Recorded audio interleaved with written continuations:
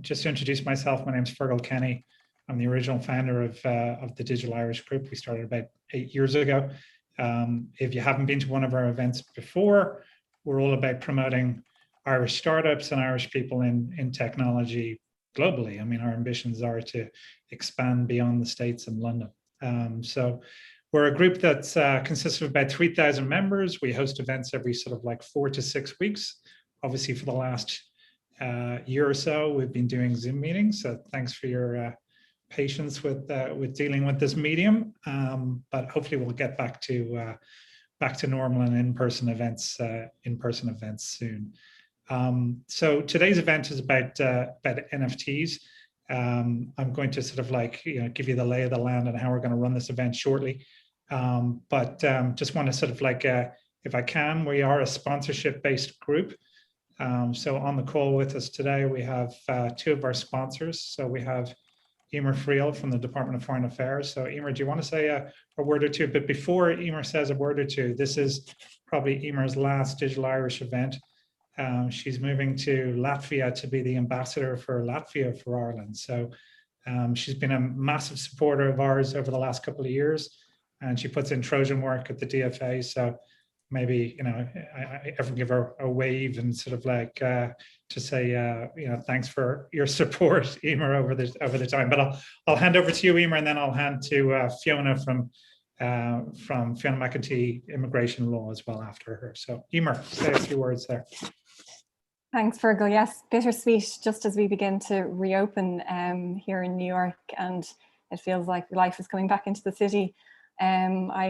I regret that I won't be joining for pizza and Digital Irish Wisdom in person in the future, unless fate brings me back to the city again. But I am currently in the process of packing my boxes to leave and go to Latvia. But just before, I suppose, first of all, I mean, you say the support from us, it's been a two-way street, I think, certainly for me to have been able to work with Digital Irish over the course of the 2.5 years I've been here. It's a shorter time than normal as it happens, but it's been phenomenal to witness and see and hear and learn everything that comes through in the Digital Irish events, whether they've been in person or in the past year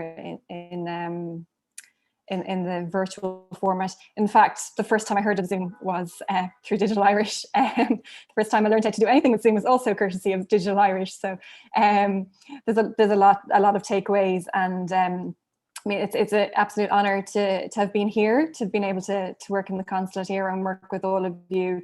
And it's also an honor to be moving on to the new challenge of Ambassador of Ireland to Latvia, where the context is quite different, but there's a lot of really valuable work that needs to be done there as well, and building our relationship with Latvia, where the diaspora connections are perhaps younger than they are here, but there's a lot of learning, I think, to take from here to there as well. And people always say to me, what's your thought on leaving here? And one of the things I'd say is what I've learned through Digital Irish is that value of networking. I think New York is really somewhere that shows you how valuable networks are. Having come from a context where you're just, I suppose, looking at them from an operational perspective, as I did back in Ireland, I've really seen the value of the strategic networking that happens in New York. And anyone who's new to Digital Irish and new on the Zoom today, it's one of the most valuable things you can take from the Digital Irish group. So really commend all of you for all that you do in that regard, to keep that going. And I hope that there are more people coming through to visit in the future, and there are more in-person events where you can all gather again. But thank you so much for welcoming me in, and it's been an absolute pleasure over the past 2.5 years, and best of luck to the group and everybody individual in their individual endeavors as well. And I'm really looking forward to hearing about NFTs, because I think I'm going to learn something today as well, as I always do. Great stuff. Well, best of luck with the new role, Emer. And now I want to hand over to Fiona McEntee from McEntee Immigration Law. So Fiona, thanks for being a sponsor. Would love to just hear a word or two from you. Thanks so much. Congratulations, Emer. We're going to miss you. But it's great to see you moving on and good luck with all the packing and the move. So I am currently in my office in Chicago, and I run McEntee Law Group, which is a full service immigration law firm. So it's been quite the year for global mobility and immigration. We've been helping people navigate some of the travel bans, waivers, embassy closures. And so we assist really with all sorts of immigration, whether it's green card through your employer or marriage to a US citizen. We do a lot of extraordinary ability type immigration. So like O1s and the green card version of the EB1s. A big kind of project passion thing of mine is doing advocacy for the startup visa. So the US does not have a startup visa option, which is pretty hard for people to believe. So we've been lobbying on Congress to try to get something, and hopefully there will be a startup visa bill introduced soon. So stay tuned for that. We're delighted to sponsor Digital Irish Miss, seeing everybody in person and getting to New York, but I'm glad to be able to connect with people here. And just a quick thing I try to do immigration updates every month. So I'm doing them through our McEntee Law Facebook group and my Instagram live tomorrow. So if anybody is interested in hearing some updates, I'll be taking questions ahead of time. It's at noon Chicago time, so 1 p.m. New York time, if anyone wants to tune in. So looking forward to this. Thanks for having me, and good to see you all virtually. Great. Thanks, Fiona. And I also just want to do a quick shout out to Dave Byrne, who is our new host of the Digital Irish podcast. We encourage everyone who's on the Zoom here, if you could sign up, you can find it at all the places that you get your podcasts. The latest edition, which is just launched, is with Rena Maycock, who's got a fascinating story around child protection and using sort of like the native OS of Android to protect kids from trafficking and other sort of bad stuff that can happen online. So go check that out. So, and thanks, Dave, for leading that initiative. So now we're going to go into the meat of the event, and I'm going to try and run a really tight ship. This is what the structure is going to be, right? I'm going to introduce Niamh. We're going to talk about her. She's going to give us a 101 on blockchain. She's going to tell us some stuff that she's worked on. She's worked on a lot of different applications of blockchain. I'm then going to introduce Claire McGovern of Rhyme Studio, who has been kind enough to sort of like to be roped into this affair, where she's offered up a piece of her art, and we're going to do a live demo on actually how to create an NFT online. And then Niamh and Claire are both going to sort of like end with the discussion of where this is going, and we'll finish up with a Q&A. So that's the order of events. If you have any questions, we just use the messaging function on Zoom, and we will send out a bunch of links afterwards with people's contact details, and we'll try and share the contact details of other people on the call as well, so you can network with each other afterwards. This group is all about making connections for each other. It's obviously a little harder to do now that we're not in person, but just Niamh and Claire, keep me honest here if I forget to do it. Feel free to come up with your ask, like what you're interested in, what type of connections you're looking to make from the group, and we'll see if we can get the power of the network to work for you. Okay, so jumping straight into it, Niamh, thank you so much for agreeing to do this. You were great to work with. There was a lot of organization on your part, and that was much appreciated. But to those that don't know her, I'm going to get Niamh to introduce herself, because I wouldn't do a justification, but she is a blockchain and crypto expert. I just want to keep listening to her, because I just learned something every conversation I've had so far. I certainly want to track what she's investing in as well. But Niamh, would love you to just give us a quick overview on your background, your work history, and then we're going to go into blockchain. Great, yeah, and thank you so much for having me. Delighted to be here. So yeah, I've been working in this space for the last 6 years. So the first 3 years I worked at Deloitte, where I helped set up their blockchain lab for Europe, Middle East, and South Africa. So I worked on some of the first ever prototypes for Deloitte globally, but then also within the financial services space as a whole. Interestingly, that's where most of the investment was back in 2014, 2015 initially. And so after building these different prototypes, along with that, I built training programs essentially for C-suites across all different industries. So that's how I started dipping my toes into the supply chain side of things. And then from that, gaining that kind of knowledge and that industry perspective, I then helped Deloitte write a number of different thought leadership pieces, being it supply chain related, again, financial services related, and accounting and cybersecurity related. So after that stint of 3 years, I then decided to join ConsenSys, and I was asked to help set up and scale their office in Ireland. And as part of ConsenSys, they incubate a lot of different startups, one being a blockchain and supply chain company. So I joined that and then started working on production applications that I would help manage their delivery and help scale them basically in the supply chain space. And so that kind of brought me into my current role, which is where I kind of co-lead our customer division. So what that basically means is if we have a customer, they have a use case, we have a number of different modules, depending on the use case. I help onboard them, help scale their business in the context of blockchain. And with that, though, there's still a lot of customization work. So we do a bit of consulting as well, because obviously every brand still has a different look and feel to them. So that's it essentially in a nutshell in terms of what I've done the last 6 years. Got it. Okay.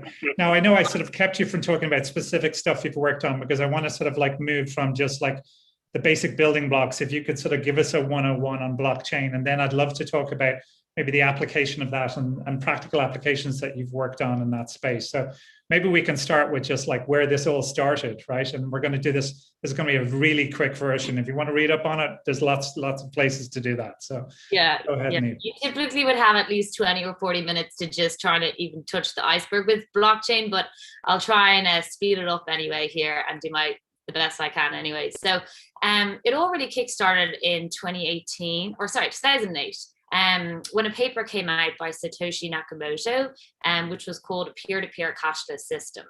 And no one today still knows, is Satoshi a woman, a man, or a group of people? And ultimately what the paper distills is that like a peer-to-peer cashless system is better, where you don't have a middleman like a financial institution validating the transaction and taking essentially a piece of the pie. So with that, it meant that you could interact on a peer-to-peer basis. And then another key element was the fact that you didn't need to know who that person was. It's all based on anonymity. And with that, the verifications essentially happen due to the algorithms and that are basically part of the consensus mechanism. So that came about. It was introduced in 2009. And all you could do at that point was financial transactions. It can only store financial information. And so, interestingly, as I said, at that time, the first people that were investing in the technology were these financial institutions. So it came about to bypass all these banks and these sanctions. And yet these are the first people that are exploring the technology, because they're clearly also scared in terms of what is this going to do to my business? How is this going to disrupt this? And how do we, stay on the other side of things? And so we fast forward now to around 2013, and this is when a guy called Vitalik Buterin, he is a Canadian and Russian computer developer, was really fascinated by Bitcoin and its capabilities, really around the characteristics, the fact that it's immutable, so it's tamper-proof. Once the information is added there, it cannot be deleted. It's decentralized, again, so not one single organization can control the network, but all the computers that are part of it do. The fact that, again, it's anonymized, so you don't necessarily know who is who, but you can trust that whoever has a wallet basically interacting with the blockchain has in fact funds within their account. But a massive pitfall was the fact that you could only use this in financial services, as I said, financial transactions. So he talked about this concept of smart contracts. Smart contracts aren't a new concept. They've been around before, but it's the first time that they were actually introduced in the context of blockchain. So what it is essentially is code. It's code that can cause and trigger different actions. But with this code, you can store way more than just financial information. You could store event information. You could store the agreements of a house. Any other type of value could be stored and tracked because of these smart contracts. So that completely changed the game. And that was all because of Ethereum. So you could do anything way beyond just financial transactions. So if you think about Ethereum, it's essentially like the backbone of an iPhone. And the smart contracts is what's enabling you to have different apps, different use cases, whether that's the tracking of a good, whether that is the creation of a digital asset and trading that, etc. Okay. So when we take a step back for a second, so we've talked about briefly Bitcoin and we've talked about Ethereum. So again, what is the other differences? So with Bitcoin, we've mentioned obviously that it's peer-to-peer, it's financial transactions. It's also a public blockchain. So what that means is anyone can participate and interact and see any transaction at any point in time. So you can actually go back to the Genesis block, the very first block of transactions in 2009, and see that information. It's regarded also as the most secure blockchain, and it's never been hacked. There's a lot of misconceptions out there that it has been, or Ethereum has. That's not the case. What has happened is that exchanges or apps that have been built upon the technology have been hacked. And with Bitcoin, there's a finite supply. So there'll only ever be 21 million tokens. And so you might have heard a lot in the media these days that it's been essentially referred to as essentially digital gold, because there's a finite amount and it has an intrinsic value along other properties as well. When we look at Ethereum, Ethereum has both. You have the public network, which we call mainnet, and then you also have the private instance. So again, with the public mainnet, anyone can access it. You can see any transaction from any point in time. Whereas with the private instances, typically organizations will set up their own private instance in a sandbox environment, first of all for prototyping, but also they might want to hold a private one because they might have really sensitive business information. There might be a lot of regulations in their industry, so they don't want to make that all public. And so what we've been seeing the past kind of couple of years is companies actually using a hybrid, so a mix of a private and a public instance. Got it. Okay. So can we move on to now tokens, and just maybe you can explain what a token is, maybe, you know, define the great word of fungible. You know, yeah. So a token is essentially a digital asset. You have two different types. So you have the fungible tokens, and then you have non-fungible tokens. So fungible essentially are divisible down to, and they're divisible, and you can essentially exchange them and trade them for the exact same thing. So fiat currencies like US dollars, for example, they're fungible tokens. Cryptocurrencies, they're fungible tokens. So if you have a $20 note, you can exchange that for $4 or $5 notes. It's the same with Bitcoin. If you have 0.001 of a Bitcoin, you can exchange that and get the same. Now, obviously, there's hyperinflation because it's so unstable essentially at the moment, but typically that's the same with, you know, fiat currencies as well to a lesser extent.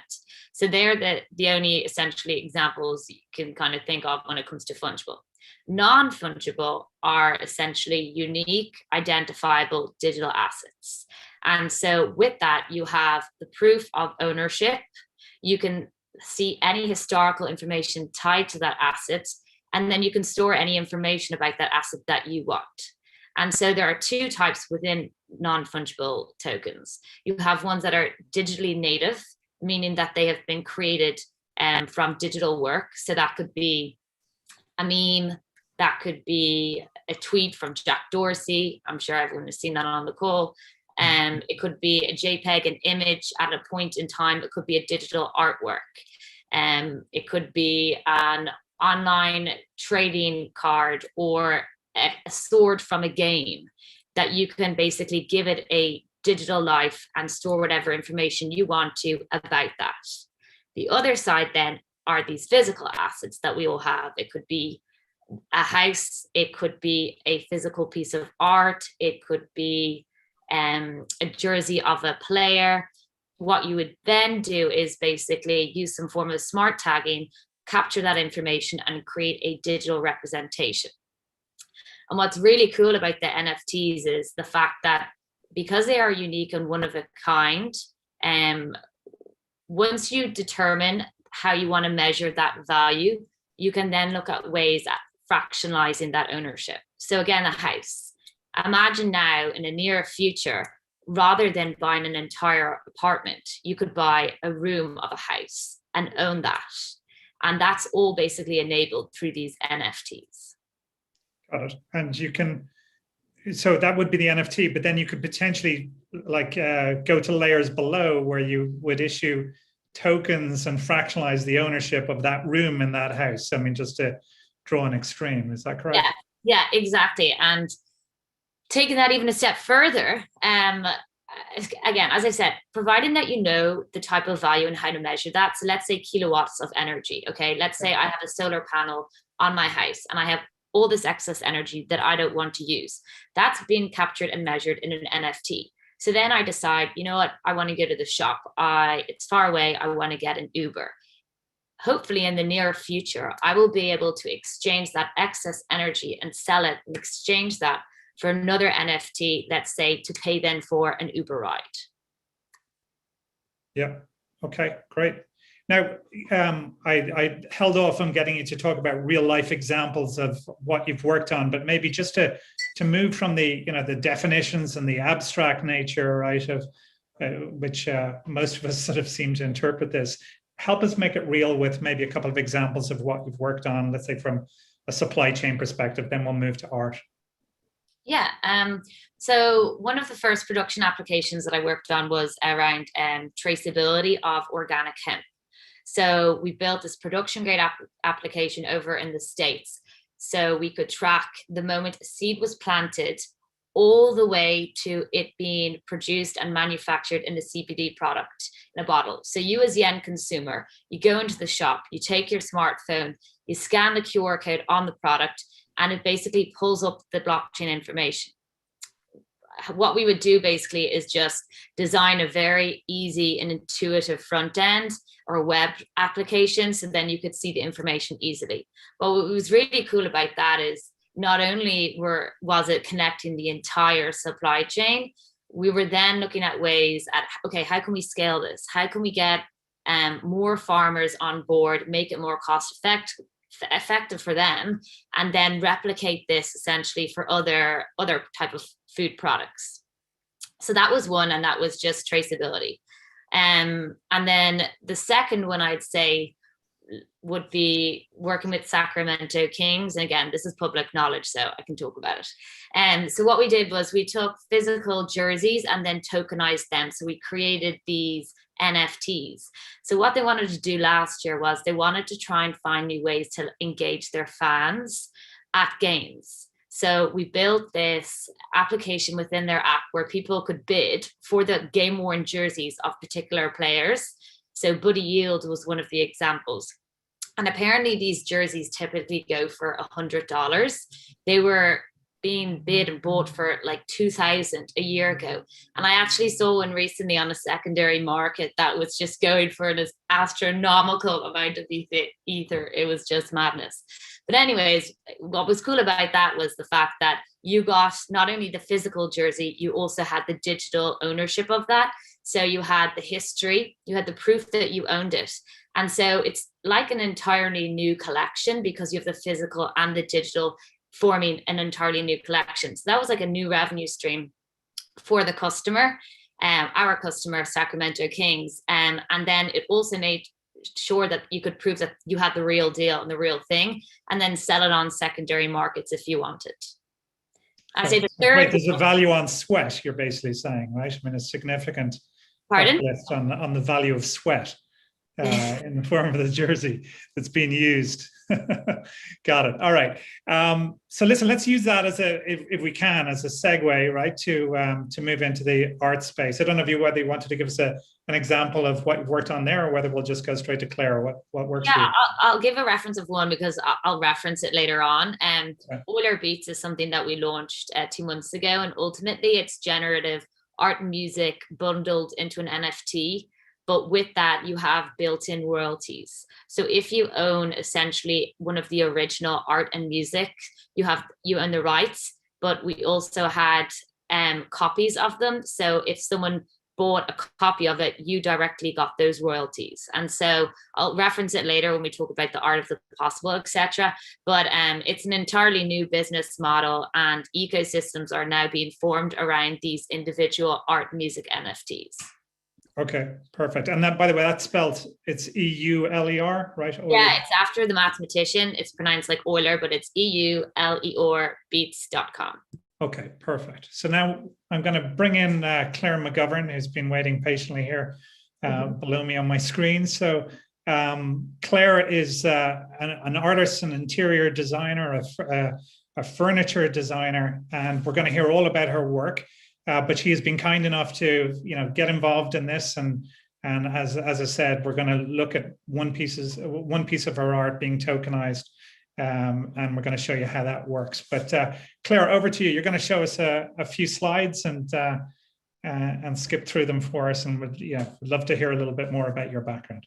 Yeah, thank you, Fergal. And thanks to everyone at the Digital Irish for having me on, and Niamh as well.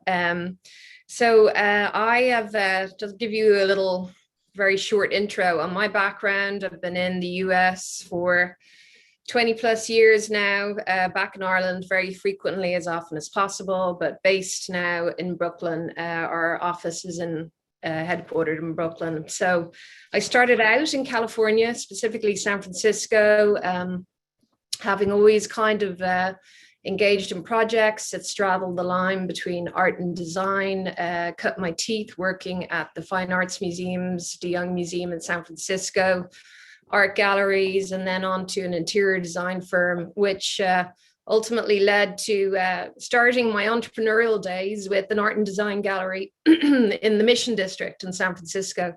So that was a great experience and project we ran for about 5 years, and then translated everything into a consultancy, which eventually led to New York City, going back and forth for some years, and eventually relocating here. So my current business, we started up a few years ago in 2017, Rhyme Studio. We offer interior design services. We also have a rapidly growing rug and tapestry collection that's all made by hand in Ireland. And we also represent artists too. So currently in our portfolio, we have 2 artists, one amazing Canadian painter and another actually Irish stone sculptor who does incredible work, called Niamh O'Connell. So I'm going to give you a quick visual tour through Rhyme Studio projects and works. Let me just share my screen here. Okay, so let's see. How do I get rid of that? Okay, so basically our rug and tapestry collection is a rapidly expanding design project. We started prototyping with Irish wool in 2017 in Ireland. The ideal behind this, after spending so many years in America, was to take, some classical elements of Irish culture and really bring them into the contemporary sphere. So it began organically with Irish wool, which we rapidly realized nobody else is using, which became an additional project of realization that, the whole wool market was in decline. So this perfectly concurred with our sustainability mission. That's kind of a core principle of the company. Sustainable design production. So these are some of the initial designs in the first series, which to any Irish person, you'll recognize the insula inspiration, something we all grew up with, but something I studied over the years, and really wanted to take classical elements of these motifs and, turn them into something looking very contemporary. So this is an example of some installations we've done. This is a rug design called Cree, meaning heart. Sweetness, this is in the personal collection of the Irish government. Also another Soho interior design project where we created this completely customized bedroom. So a very short overview of the process of Rhyme Studio, rugs and tapestries. it's a lot about Ireland. It's mostly about Ireland currently. So, you know, there's thousands of years of inspiration there. Obviously, the wool comes from the sheep. Specifically at the moment, we're focused primarily on sourcing from flocks of sheep in Galway.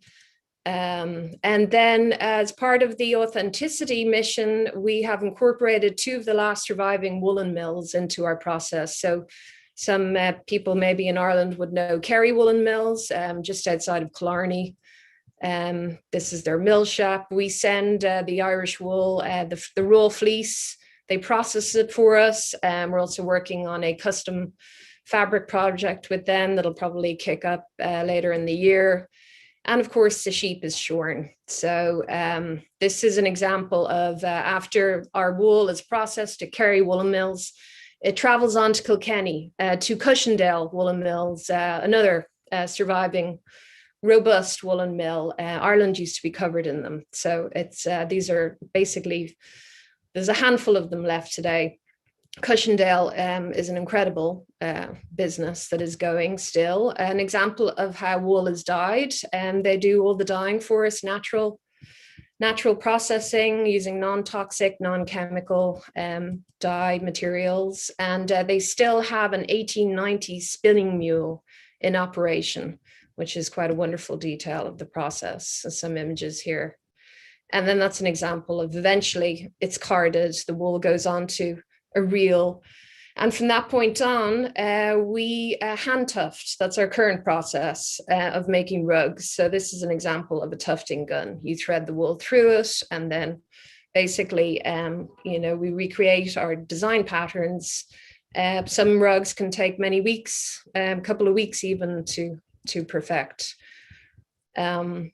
So as an example of a finished product there as well. It's a very seamless, rich colored texture. The second design collection was going back to a much more contemporary kind of inspiration. We love the idea of creating different forms of rugs and tapestries, treating it like sculpture, as you would in the world of art.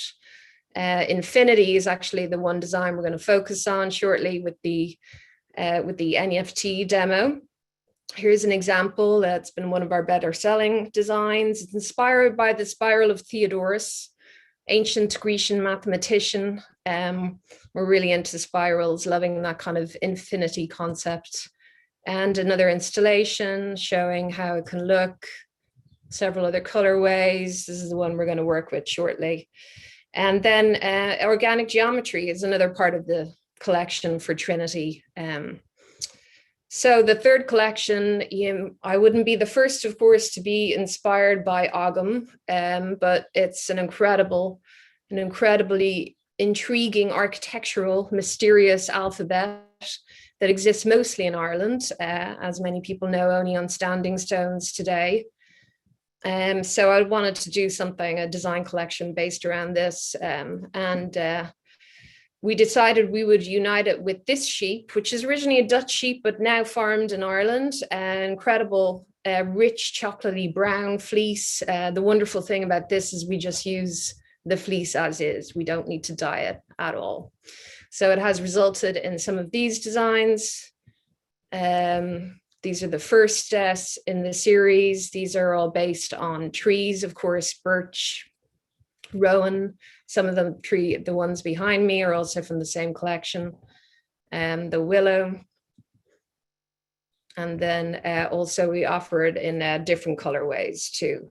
So last summer, while we were all stuck in lockdown, wondering what was going to happen next, it was a natural evolution to take the Ogham alphabet and start, spelling words out of it. So the words that were paramount in my mind at the time were peace, health, shelter, protect. You have to translate from the Irish into Ogham for the more authentic correlation of the word and meaning. And Fusca happens to concurrently mean shelter or protect, and then welcome, of course. So it is literally now become a design collection that can spell almost any word. Sneak peek into the fourth collection, which is going to debut, we're pleased to say, in the New York Times on Sunday.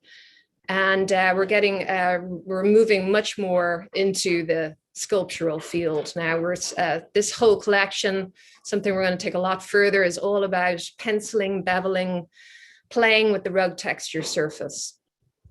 And let's see if this video works here. Oop. I don't think that kind of played out. Anyway, quick tour through the art advisory. Ian Sheldon is an artist I've worked with for actually many years. The first artist I started working with when I began an art and design gallery. He's Canadian and a bona fide artistic storm chaser. He goes out to meet storms as they occur in his part of the Canadian world near the Saskatchewan National Park, incredible prairie land where you can see for hundreds, almost thousands of miles. And he documents these storms and then basically perfects representations of them through oil on canvas. And Helen O'Connell, a friend of mine and also somebody I just finally started working with in earnest about a year and a half ago. She's based in Bray and has really perfected the art of stone sculpture. So one of her primary mediums is Kilkenny limestone, which is truly a wonderful material because it's basically thousands and thousands of years of compressed marine life. And she is quite wonderful with the chisel, as you can see, very contemporary minimalist inspiration and aesthetic here. So we'll be introducing her work over the next few years in the US and really getting her well known here, which is an exciting project. Some other examples. And there she is, the master of the chisel. And that's it. Over to you guys. Sorry, Claire, just so we can keep an eye out for you. So obviously you sell this art, you sell these rugs, you are available for interior design projects. Am I right? Is there anything else you'd like to add to that? Exactly, yeah. The rug collection, rug and tapestries, is very customizable and finally getting going. So we also maintain an interior design studio. We've worked on a variety of projects from commercial to residential, brownstone design, restaurants in Soho. And yes, we have 2 artists that we currently represent. So it's kind of a trio of services. Yeah. Great. All right, so let's hand it back to you. Thanks so much, Claire, for that. That was great. And what a departure from our normal Digital Irish stuff. Talk about back to the roots, right? You got to spell NFT with one of those ohm rugs shortly. But Niamh, back to you. So let's get this demo kicked off and show people how to sort of create an NFT. Okay, cool. Can you just confirm you can see my screen? I can. Awesome, great. Okay, so just to set the context, imagine, so I'm Claire, I am the artist. Typically today, people would either go into certain kind of platforms and create their NFTs themselves like this, and then they might auction them on secondary marketplaces, or you can have like a storefront on your website that, say, we would create, and you could just sell them there directly. So this is essentially one of the platforms. There's 2 ways of logging in. You can log in just using your credentials, your email credentials, or you can use a wallet like MetaMask, which essentially lets you track and manage essentially your digital assets directly through a web browser. So it's part of that Web3 decentralizing the internet, which you might have heard about. But for the purpose of the demo, I'm going to log in using fake credentials that I created. And the first thing that I'll see at this point is a collection that I already have. So this view here is only what I will see. No one else will see it unless they have access to my dashboard. So as Claire talked about, she mentioned the Trinity series and we saw it on the screen. So this is what we are going to tokenize and create an NFT for. So the first thing I'm going to do is click on create collection, and I'm going to add the name and then also add the file. So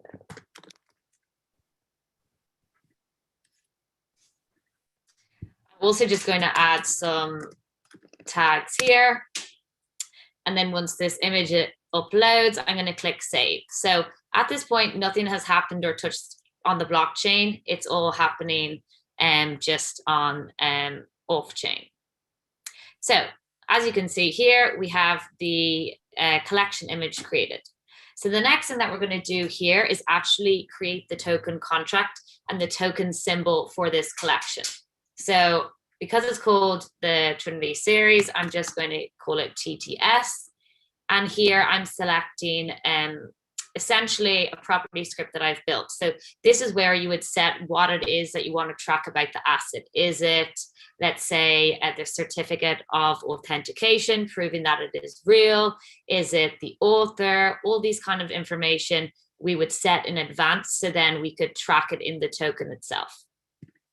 So once I click tokenize, what you'll see here is this symbol, TTS, and the smart contract address that is being generated on the Ethereum testnet.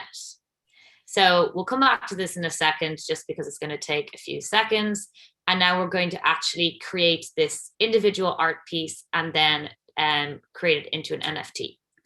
So as I mentioned, we have specific properties that we want to include and show on the marketplace and hash it essentially, so stored on the blockchain. So the first thing is the title. So we're going to call it Earth Tones. The second thing is the description. So going to copy over all this information. Because it is a physical item and we're making it into a digital item, I'm creating a digital twin. So we'd normally have some form of smart tagging to actually connect this information if we wanted to do it automatically. Okay, scrolling down, set it as USD. I'm going to put it as a fixed price of 14,000. And then I'm going to make it available for sale. We'll put Claire as the author, put in today's date. It was made in Ireland. The period is contemporary, and the medium is Irish wool. And then we're going to put in the dimensions. And then we're going to upload this certificate of authenticity, proving that the wool is in fact 100% Irish.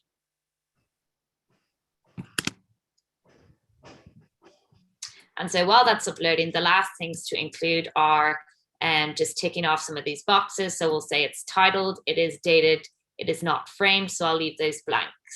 You could also, because this is technically obviously a physical asset, and through that smart tagging, you could actually pull any historical information, any geolocation coordinate details, but obviously we don't have that for the purpose of the demo.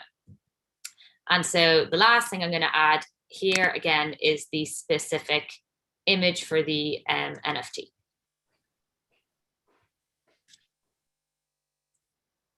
Alrighty, so before we actually tokenize it now, I just want to jump back to the collection itself.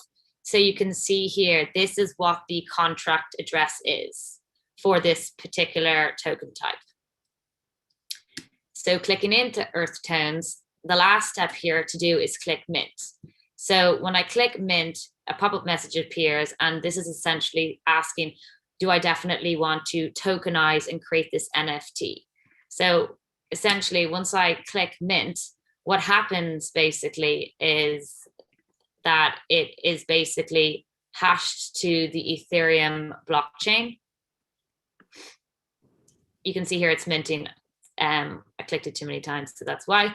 And so at that point, if you remember at the beginning, what I did was I logged in with my email address because I didn't have a wallet. So because I didn't have that, what this application did was when this smart contract was generated for the collection, it auto-generated a unique and specific address for me as a user. So that means now I can transfer it to people and I could sell it on secondary marketplaces. So what happens now, if we scroll down here, we can see all the token details.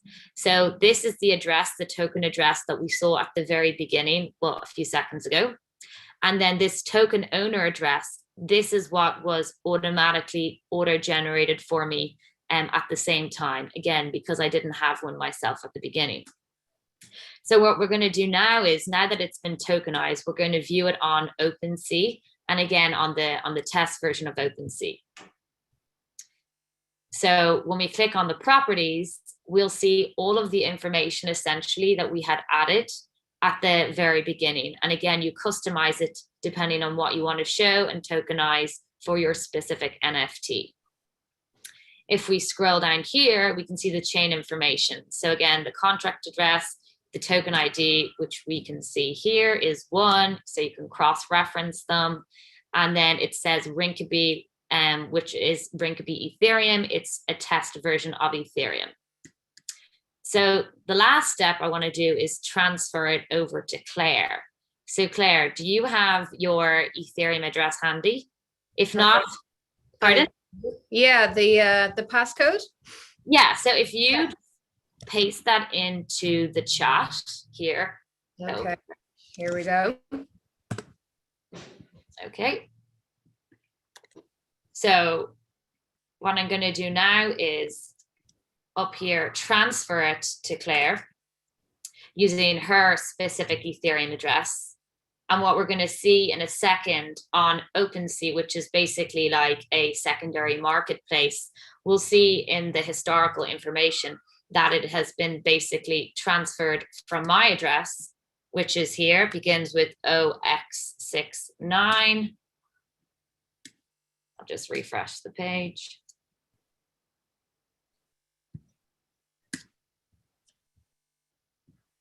And now we can see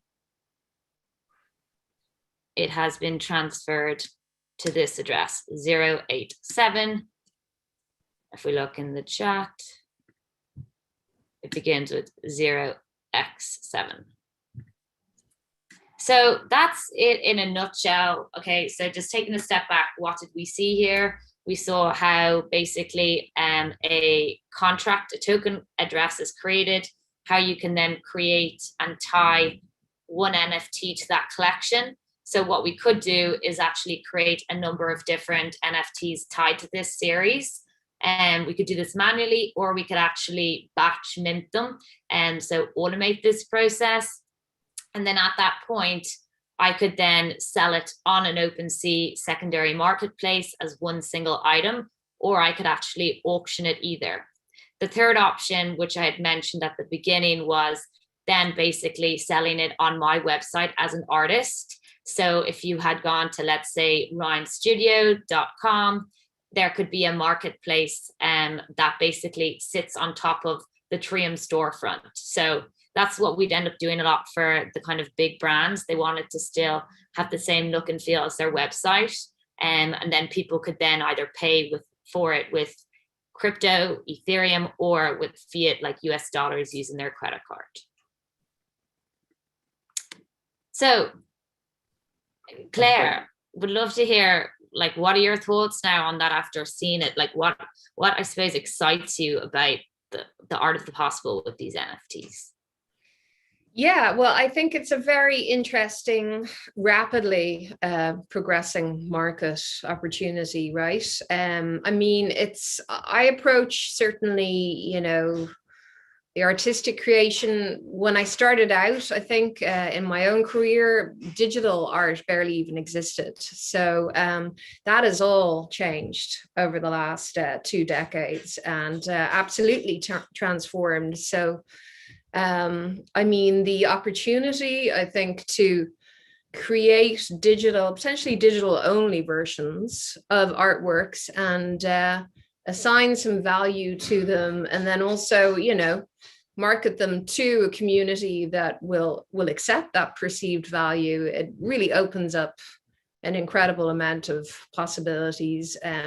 You know, as we were talking the other day, I think additionally what's interesting about this, you know, kind of exploding NFT world is the potential to curate exhibitions, which we've, you know, traditionally always done in a physical context. But one can actually now potentially produce a presentation of work, you know, in a completely virtual context. So that's pretty intriguing, definitely also. Yeah, I was actually speaking to both Fergal and Claire about this the other day. These metaverses that now exist, where especially because of COVID, people are creating these virtual galleries where they have all of their NFTs on their walls. And so what we've started to do is with the Euler Beats collection, we actually hosted a live DJ set in one of these metaverses. So one of the owners of one of these NFTs bought plots of land with Ethereum in crypto voxels. It's just one example. And he put up his collection for the Enigma that he was part of. And then everyone was able to click on the link. And then we had a DJ live stream in via YouTube, and people had essentially their like anonymized avatars. And so it's interesting. That is the way things are actually going. And it's just a matter of time before this happens, I think, on a bigger scale, whether it's these, art gallery demonstrations, or if it is actually these concerts. And as we had talked about, with the fractionalized ownership, that's really going to change the game when it comes to these NFTs, because depending on if it's art or let's say it's a music NFT that you own, we're going to start seeing people building economies and communities around these. So if I own one, could I actually get VIP access and exclusive access to events in the future? Like, these are the kind of things that are happening right now. So it's very fascinating to see how fast things are evolving. If I could just ask you, I mean, we obviously saw the, that was written to the blockchain, that transfer of ownership from you to Claire, but you will be able to track every movement of that piece of art throughout its lifetime. It never goes away, correct? Yes, exactly. So as long as you know the token ID, that we saw that was one, or the contract address, do you remember that we had created initially? If I just enter that into the search bar of that OpenSea, you can then see again where it goes. So we saw it go from me to then Claire, and it was time stamped. So you can track that for its entire life cycle. Okay. And just maybe an obvious question, but what's to stop Claire, let's say if she created it herself, from just doing, a minor variation in just the file name, uploading that, and then effectively diluting the value of the first thing that she added to the chain? Yeah, that's a great question. So basically, as soon as you send something to the blockchain, it auto generates a hash, which is like a fixed string that is very specific to that information at that point in time. If I change one character, one digit of anything, it'll generate a different hash. And so I'll know that it's not the same. So that's something that you can easily check. And that's what kind of we would help our kind of customers do. But even if you had like a massive 50,000 page book and you created a hash for that, change one single thing, it's an entirely different hash. Got it. We did talk about sort of like potentially sharing just where this is going in terms of those virtual events, the Euler Beats things. You said there's one coming up very shortly, right? Is that correct? Yeah. So basically we're hosting, so there's a blockchain summit essentially that kickstarted today, and it's tomorrow, called Ethereal Summit. So the likes of like Mark Cuban, the Winklevoss brothers behind Gemini, they're going to be speaking at it. And so we're basically hosting an after party, so a live DJ set at 4:55 today. I think you have the link. All you need to do is just enter that URL into your web browser, and you can just listen, hang out in the crypto voxel. There'll be another one tomorrow as well, around 4:05 as well. All right, so if we can, let's move to questions from people in the audience. The first one, this one came early, right? It's from Josh Paul. I understand how NFTs are created and why an individual creating an NFT might give them a certain value, but what imbues them with transactional value, like value to a potential buyer, and why might they increase in value? Sorry, could you repeat the last part that you said there? What imbues them with transactional value, i.e. value to a potential buyer, and why might they increase in value? So again, it really depends on what the NFT is. Like, let's say you're an avid art collector. It makes sense if you could have a physical art piece and then the digital copy, because it's creating an entirely new collection. If you have a digitally native version, then as we move towards more this digital world, you can have your own virtual home or gallery where you have all of your NFTs stored in that. So it could be your artwork, it could be your NFT jewelry, it could be anything like NFT related. And we're moving more towards a digital universe. So like we could become a point in time where people have more digital assets than they do in fact physically. And so, you know, in terms of its value, it really depends. Like, are you in it to make money? That's what a lot of people are doing at the moment. They're investing or buying these NFTs and selling them off to get financial gains. But that's essentially a different reason as to why people buy art. And some people buy art because it's the passion, they love it. Some people then hold it long-term wise as an investment. So it kind of really depends on what you're looking to tokenize as well. Okay. So I've got another question. Just that this is a bit more of a question around music, right? If I record, this is from, I'm going to mess the pronunciation of the first name. It's either Mr. or Mrs. Callan. So apologies for that. But if I record an album and offer it as an NFT, do I still own the copyright in the album, or does the buyer of the NFT own the rights to the music? No, you own the rights. So if you create the NFT, it's tied to you. And so that's why Euler Beats has been so powerful, because although they were generative, we generated them algorithmically. Whoever bought that on that example owned it. So they got all the royalties. And the complicated aspect is with music is there's a lot of commercial rights to, I suppose, try and incorporate and add to the blockchain. So it's a lot more slower movement in comparison to the art industry itself. It's a lot kind of more complex information to work out. But yeah, if you tokenize your art or your music, you own the rights. You will then get embedded royalties if you have that as part of the token mechanism, like we do for Euler Beats. Each owner gets 8% royalties. And it's built into those smart contracts we talked about. So it is automatically triggered. Okay. And from Ravi Chandran, he's asking, is there a way to imprint some type of barcode on the physical good and have the ability to scan it for information? Yeah, exactly. So when I talked about that CBD example, that was an RFID tag that was used initially to track it along the different steps, and then the end product had a QR code. So it really depends. At its most simplest level, you could have a QR code, bringing it up a notch, some form of smart tag, it could be an RFID, and then bringing it up a notch again. If we think about items like food, a lot of companies initially started with the QR code, but then what's not to say that that was mixed with, you know, meat from a different country.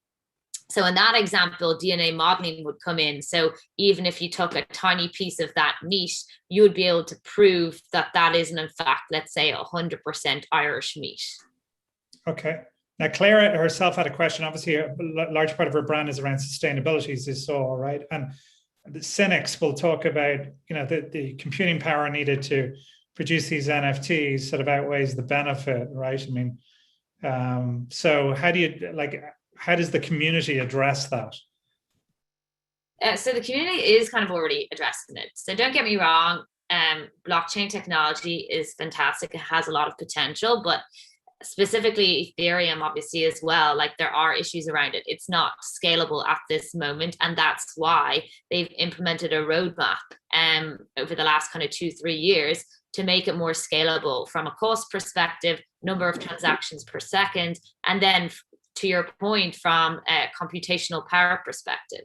So what we're seeing is a movement away from proof of work to proof of stake. And also part of that then is, okay, so how much information are you going to store on chain, on the blockchain versus off chain on databases? So there's ways around essentially having more smart infrastructure. And so where you might store, let's say, the hash of the blockchain information on chain, and then you have all that metadata off chain. And so it's a lot more kind of smart and cost effective in that regard. But like, we're moving across the border to more sustainable sources of energy. So solar power, that can be used also as a source. And that's what we're seeing a lot of change, where these big Bitcoin mining machines are starting to use that type of energy as well. Well, we had an exchange around in like an interesting use case around tokens, rather than put a value on trees being chopped down for whatever their value as furniture or whatever. You could actually put a value on keeping them in their current state, right, and tokenize, you know, the tree in its current state as a way to capture carbon. So that's what we were actually doing. We were looking at, can you create like a carbon token utility model where, again, companies got rewarded for not using or reducing their emissions, and could they then sell those tokens on to other companies? And then how could you then also use it to track, to your point, the number of trees, etc., in forests? So all of that has been looked into and is being looked into across the border. I've been doing that at least, I'd say, for the last 4 years, maybe. In different parts of the world. So it is being looked at and it is being addressed, but like any other industry, any other technology, you know, there's still a long way obviously to go. Okay, there's one more question and then we'll end it after that, just so we can keep it evenly at an hour. But Peter has what looks to be a very Irish question, is how does the NFT correspond to international trading taxation? Now, maybe that's more a broader reference to, you know, how regulated it is this world, and, you know, is it the Wild West? Maybe you can just like address the question and maybe the broader context. Yeah, we're in the Wild West right now. I would say multiple times a day I get asked about what to invest in. And again, I work on the blockchain side of things. Yes, I like dabble myself in the crypto side, but like I'm not a financial advisor. It's just interesting to see obviously how volatile the space is right now. It's the same with NFTs, but I think that the fact that obviously a lot of big companies are investing huge sums, it kind of shows, and that they're building more and more production use applications of it, shows that, you know, this is the way that it is going. And once we address these kind of scalability issues that Ethereum is, it's exciting to see what will happen. And where this technology will go. Will it actually be the bedrock of our, you know, future infrastructure? I hope so. Okay. And Niamh, I'm going to ask you for your ask. But firstly, this is the first time we're ever going to have a reverse ask, right? Which is, the reverse ask is, do not ask Niamh for investment advice here or offline, right? So, but tell us, like, is there anything that we can do to just enhance what you're doing with Treum and beyond in terms of introductions? Yeah, well, if anyone has any context in like the art, the music space, particularly, I suppose, big conglomerates that own digital rights, it could be music, it could be licenses of assets, like, that would be interesting, because there's a direct kind of opportunity there specifically for this module that we're talking about. So big high value assets where people are looking to tokenize them. It could be to reduce counterfeit. It could be to create a new type of revenue stream, whatever it may be. But yeah, they need to be big, high value assets. Okay, got it. And I just see, if you look in the chat, thank you so much, Niamh, Claire. That was awesome. It's like really, I mean, it takes it from the abstract to the real, and I think we can all start to read articles on crypto now with a better understanding as to what's going on. So that's really much appreciated. I just see Gavin has posted just with there's a Discord discussion. So if you want to sort of like stay involved in the discussion, click on that link in the chat. Just from here, I would ask you, we're going to do probably another event before the summer. So you can sign up to our mailing list at digitalirish.com. Please go to Spotify or Apple Podcasts, track what Dave is doing on our podcast. And if you have any questions, you can hit any of us up on the board here. It's myself, Gavin, we've got Rachel, Jack, Sarah, and actually, speaking of hemp, we've got a particular interest in doing an event around that next. So whether smoking is allowed during that event or not is another matter. But we might have to have the DFA folks off that one if we do that. So anyway, thanks so much for your time, everyone. I appreciate you coming, and we'll share all the links and contact details in an email to follow. Okay. Thank you. Cheers. Thanks, guys. Thanks. Take care. Bye.